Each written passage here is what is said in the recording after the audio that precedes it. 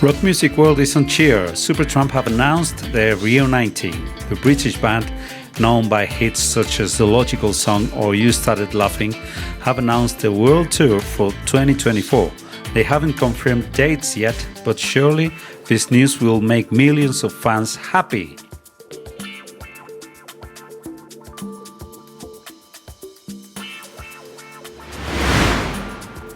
Well, you don't know how much happy I would be giving you this news, but sadly it isn't so. It's very different to that. Anyway, there's a lot to speak about, so we're kicking off.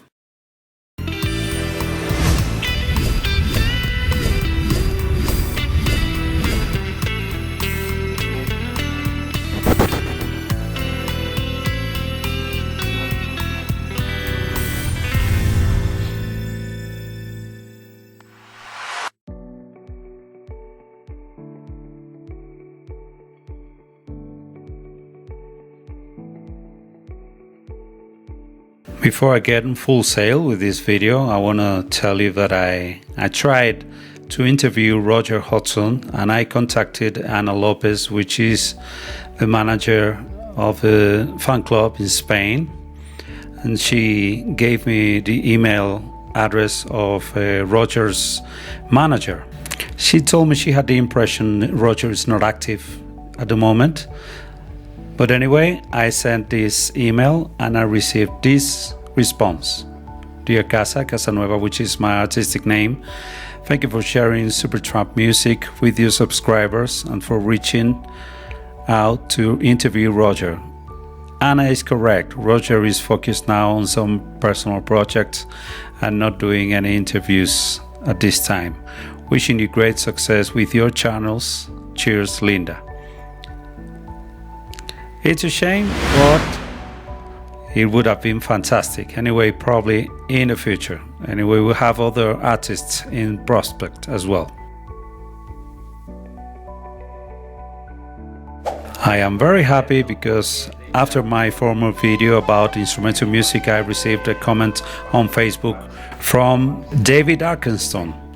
He told me, "Thank you so much for sharing here. I'm honored to be included in this video." The honor is obviously mine, it's fantastic. David took his time to tell me and be great about that. So it's amazing that your own musical heroes tell you that they are honored that you shared your video. So I'm really happy about this. And now we're going on to this Supertramp issue. These guys haven't been able to manage an agreement for the royalties, and well, Roger seems to be the most hesitant. Roger Hodgson says he's not ready to share royalties because he was the author of the songs, and with Rick Davies things seem a little bit more relaxed. I found this news on Facebook, and it says 4 former band members of Supertramp were in court last Tuesday in a trial about the royalties from the 6 successful albums they made, including Breakfast in America. 3 of them, the bassist Doug Thompson, saxophonist John Anthony Helliwell, and drummer Bob Simberg, accused Roger Hodgson to dishonor an agreement that they had settled in 1977, in which they would split the royalties. They settled an agreement with Rick Davies in 2023. But according to these former members, Roger Hodgson stopped giving them the royalties that they had agreed without any notice. So they are claiming these royalties about these songs. Seemingly in 1977, they settled an informal agreement. Obviously, the creators of the songs are Roger Hodgson and Rick Davies, which signed their songs in a Lennon-McCartney fashion. So obviously, the one who composes a song is the one who's due to receive royalties. But apparently, in 1977, they settled a different agreement in which the other three members would receive royalties. So the cake would be 27% for the two authors and 11.5% for the rest. I think it's quite a shame that they haven't been able to settle an agreement, being grown-up people that have shared a lot of time and been so close working together. So it would be beautiful for them to settle something. In my personal opinion, obviously the main creators of the songs should have the biggest part of the royalties, but leaving the rest without nothing is not fair because they contributed to make the songs what they were. So according to the lawyer that represents the three members, he says that the pieces went together when they appeared in the band because formerly they had recorded two albums that weren't completely unnoticed. So when they joined the band, it gained a lot of consistency and they started producing hits. So the album from 1974, Crime of the Century, made a difference and they started being the band that they became and being a successful band at a global scale. So then, when the band split in 1984, they settled these proportions we've been speaking about. But according to the lawyer of these three former members of Supertramp, these royalties should be shared forever.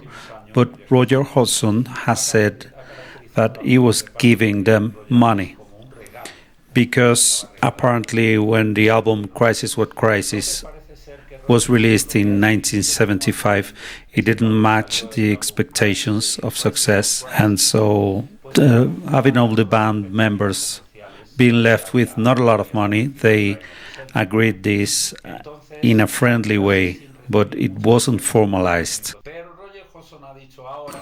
But Roger Hodgson said it was a conjunctural solution just for that bad economic situation the band were going through. But they never formalized it.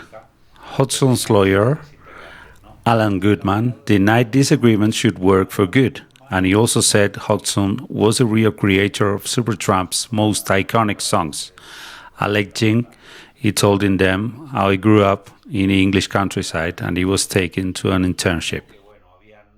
When I made this video about Roger Hodgson's decision, When I made my video about Roger Hodgson's decision to leave Supertramp, there were comments of all kinds, but most agreed with me in that Roger is the most iconic member of the band, the alma mater, without despising Rick Davies' great work in his songs. The best part of the band was the concoction they all created together.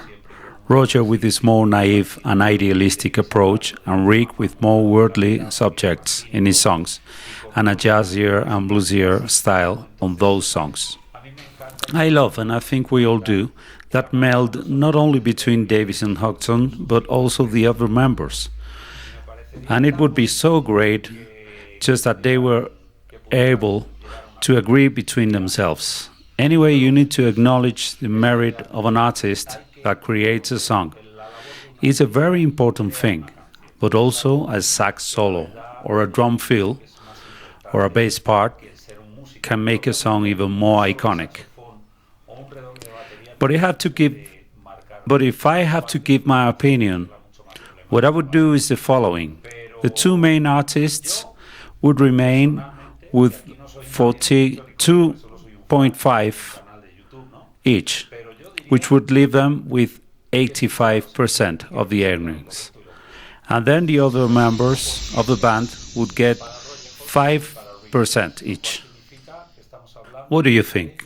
Please tell me in the comments, or even if you have a further idea, you can share it also. Anyway, the obvious great idea would be the following. Guys, manage this together. get together again, plan a farewell world tour, rehearse the songs together, make millions of fans happy, and earn millions from that tour. We don't know if that matches your current ages, health states, and styles of life, but probably certain sacrifices would pay in return a lot of good for you, your families, and the fans. And all the parties would win. It would be a win-win situation. I want to extract a few comments I found below this news on Facebook. One says the following: Roger has declared to have a bunch of unrecorded songs since mid-80s. At this time, that looks kind of a demonstrable lie. Also, somebody else says they have some of those recordings. I wonder where they are because they might be invaluable. Somebody else says, I understand why composers get all the money, but unless they wrote every single part of the songs, including the sax, bass, and drums parts, the rest deserve a bigger part of the earnings. Try to convince me that Mr. Hodgson created the sax solo from the Logical Song, or Mr. Davis created the drum parts in Asylum, or just another nervous wreck. The 5 members made those songs what they are. These are my 2 cents. A Spanish man said, looks like Mr. Hodgson isn't the light being he proclaims to be. Somebody said, success went to Hodgson's head lately and maybe his managing team have inflated their ego. I have no doubt the other 3 members have contributed in the success of Supertramp along the years. I've worked in bands long enough to know how important is the input of every member of the band to the final result of the music. If Hodgson made this agreement with the other members, he should honor it, keeping in mind how he's ready to remind everybody about how Rick Davies broke the agreement about not playing his songs live. Double standards at play. To be honest, I feel disappointed about one of my musical heroes. And yeah, it looks like they agreed in 1984. They wouldn't play each other's songs. But when Rick Davies' Supertramp played live gigs, the audience was so disappointed that they wouldn't play Roger Hodgson tunes that they put a lot of pressure on them. And the band ended up yielding and playing Hodgson's songs, breaking the agreement. To sum things up, things looked not likely for a reunion, but the opposite. Once Roger Hodgson had a try to rejoin the band, but the proposal was rejected by the other members. This is all quite sad, and Supertramp's story looks like it's ending this way, unless there's a very radical twist of events. There's a lot of tension now, and it's a pity they don't follow the example of the Police, who reunited in 2008, had fun together, and also earned a lot of money from that tour. Having said that, I am very expectant of what you have to say about all this in the comment section.